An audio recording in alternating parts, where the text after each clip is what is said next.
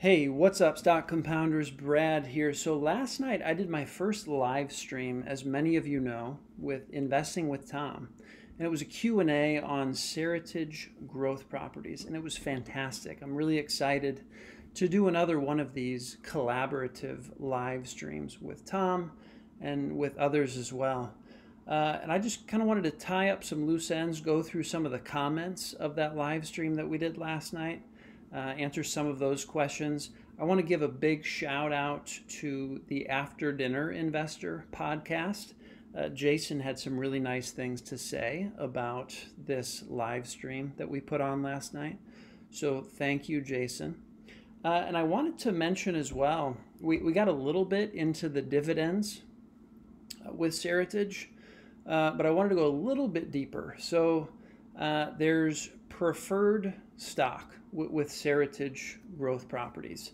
And the preferreds have a liquidation value of $25 per share. And they pay out, well, the face value was 7% per year. But because they're trading at a slight discount, well, not that slight actually, they're trading at around $17 per share right now. And they're still paying out that $1.75 per year, which is 7% based on the original $25 share price. So, you know, as an alternative to buying common stock in Seritage, you could consider the preferred stock because it's paying a 10% approximately annual dividend yield right now. And if you're confident that there's plenty of property value to cover the debt, and to cover the preferred shares, it seems like it could be a very safe 10% bet for those of you who are interested in that. Now, it doesn't have conversion rights, meaning you can't convert the preferred shares into common shares. If you could do that, it would be amazing, and I'm sure they probably wouldn't be priced at $17 per share in that case. But I just thought I would mention that.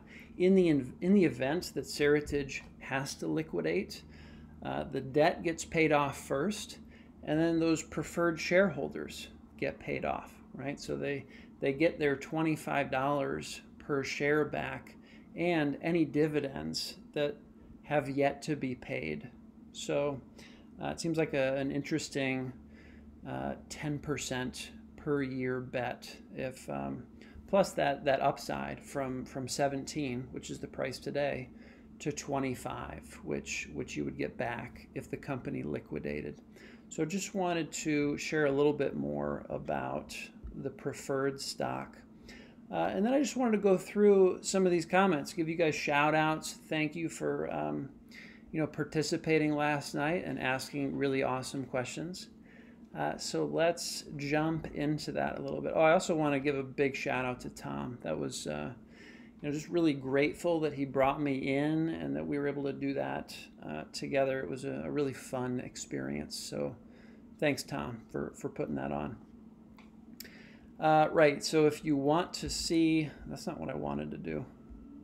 If you want to see my spreadsheet, it's in the description here. On Tom's channel, so check that out. Glitchy. Stop it. Thank you. So check that out. The spreadsheet is right here with all of those property values and the comps. So a lot of work went into that. Hope you guys enjoy that resource. Who's running SRG? Well, Benjamin Schall is the CEO. Honestly, I don't know a whole lot about Benjamin Schall.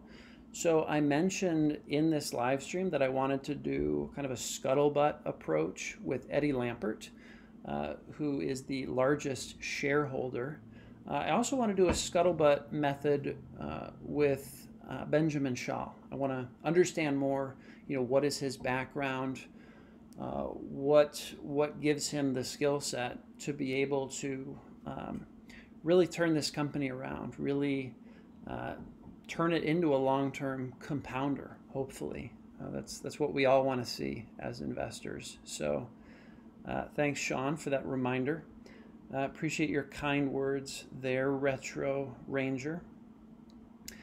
Key message, so I responded to this. Key message with Seritage, it's really, maybe a bumpy ride in the short term, guys. There may be more bleeding. There may be more red ink in the foreseeable future. Depending on what happens with the pandemic, what happens with the economy. It could be a bumpy ride, but you really got to learn to separate uncertainty from risk of losing money. And I think that's what Monish Pabrai is seeing in Seritage. There's a lot of uncertainty. We really don't know how things are going to play out in terms of rezoning, to convert some of these retail properties into mixed-use multifamily, how long it's going to take, how much money it's going to cost. There's a lot of unknowns.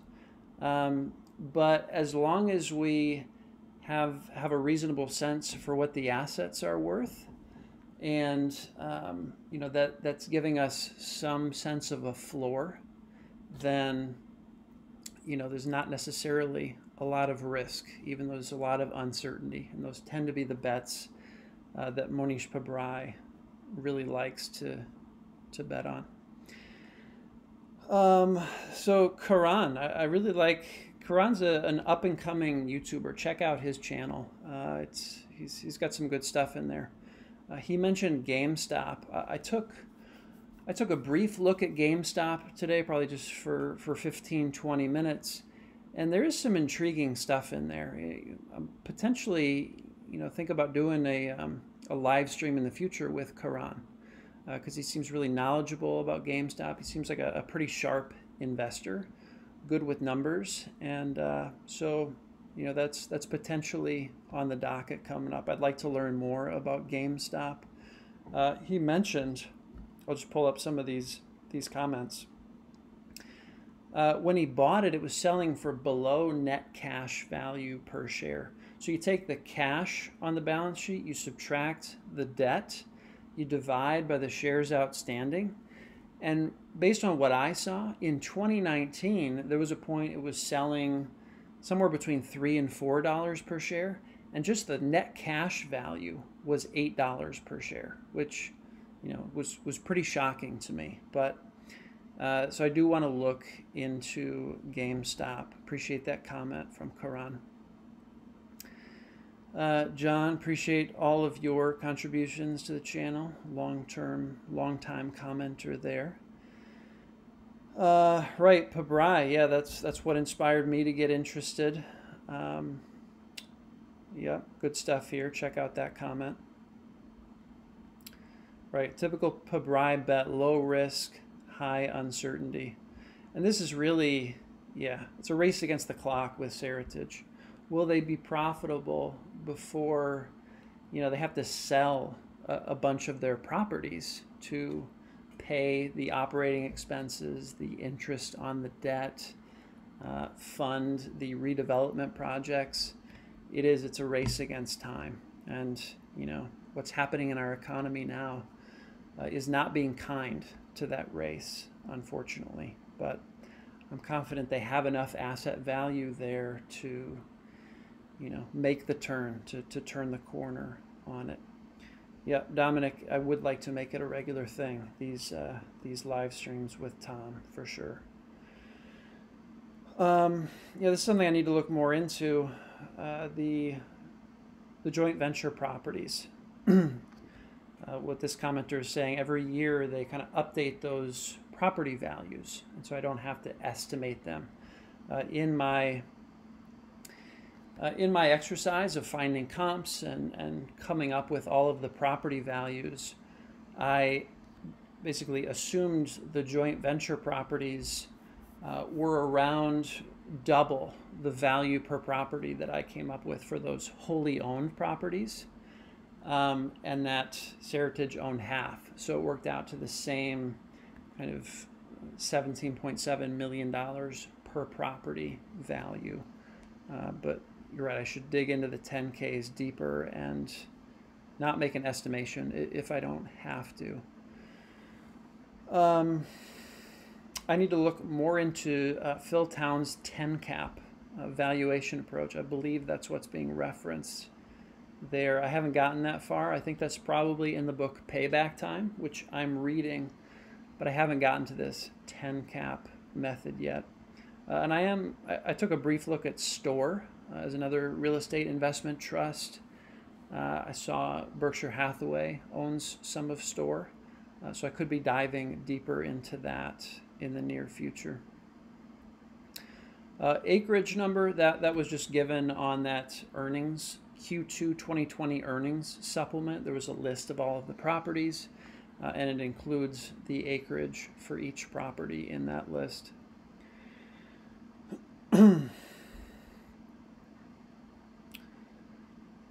How many of the properties are still renting to Sears? You know, it's really dwindled over the years. Does this matter with Sears slowly dying? I don't think it matters that much. Yeah, it didn't factor heavily at all into my analysis of SRG. There are two ticker symbols for Seritage, right? One is preferred shares with higher dividends. The preferreds are actually the only ones right now that are paying dividends, because there's a lot of pressure to pay those dividends because they need to be paid back if they aren't kept up with. So there's a lot of incentive to keep those current. If you guys invest, you invest with the higher dividend or the common. So like I mentioned at the beginning of this video, with the preferred stock, to me, you're really buying it to get those, 10% dividends each year, which, what is it, 2.5% per quarter is how they're paid out. 43, almost 44 cents per quarter. Those get paid out. But you really don't have that big upside with the preferred shares. You're not going to get a 10-bagger because they're not convertible into common stock.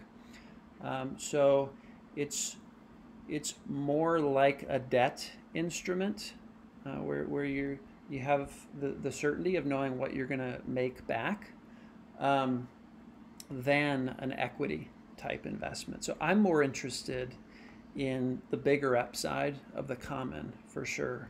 But for someone who wants to take on less risk than buying the common, could be a good option.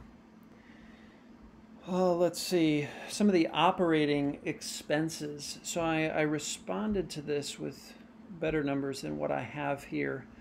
So if you look at the latest quarterly report, you've got property operating expenses of $19 million. This is for the first 6 months of 2020. Real estate taxes, almost the same, almost $19 million for that 6 months.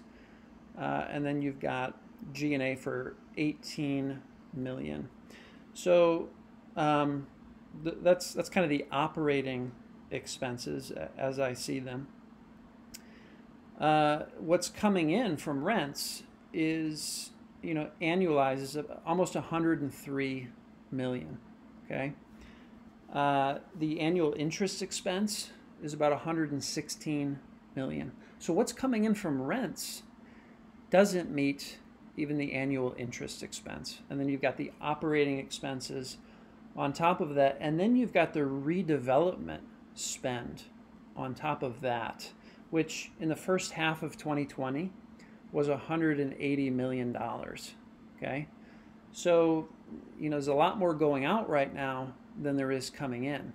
And how Seritage is funding what's going out partly is not by paying the interest on the debt, by kicking it forward. I think they're incurring something like a 2% penalty for doing that. Pretty good terms for kicking that can down the road. They're selling properties, right? They're selling properties in order to pay for the redevelopments and the operating expenses. So, hopefully they don't have to do that for too long, because that's really where the value is in Seritage Growth Properties. That's where the moat is. Having ownership of these prime real estate assets. So the longer they have to liquidate assets just to pay kind of the current expenses, you know, the worse position they're in over time to become a 10 bagger, or, you know, that kind of long-term reward for the common shareholders diminishes. So hopefully we see that turnaround sooner than later. That's awesome. Bought at 8, arrived at 27 per share, right? So we're in the same ballpark. The $30 subscription, that's 30 Canadian dollars. So it's right, it's a Canadian message board, corner of Berkshire and Fairfax. You guys, this is one of the best kept secret resources that I'm using right now. It cost me $23 US. I'm pretty sure that's lifetime, right? So it's not an annual charge, it's lifetime. And some of the smartest investors that I've ever come across, you can search for a ticker and it'll pop up a message board of all of, you know, really smart investors kind of bouncing ideas back and forth about these particular investment opportunities. So can't recommend it highly enough. Corner of Berkshire and Fairfax message board. All right, guys, I think I will leave it at that. Again, appreciate everyone's support for this live stream. Definitely want to do a lot more of these in the future. Let me know if you have any more questions. Just leave a comment under this video here. I'm obviously still really buzzing around Seritage. All this stuff is fresh in my mind. And it's awesome when you guys ask questions, particularly that I don't know the answer to. It lets me know kind of where my blind spots are, and then, you know, I can go down those rabbit holes and educate myself and really be a better investor at the end of the day. So I appreciate all of that input from you guys. And with that, I will leave you, and I will see you in the next video. Take care, guys.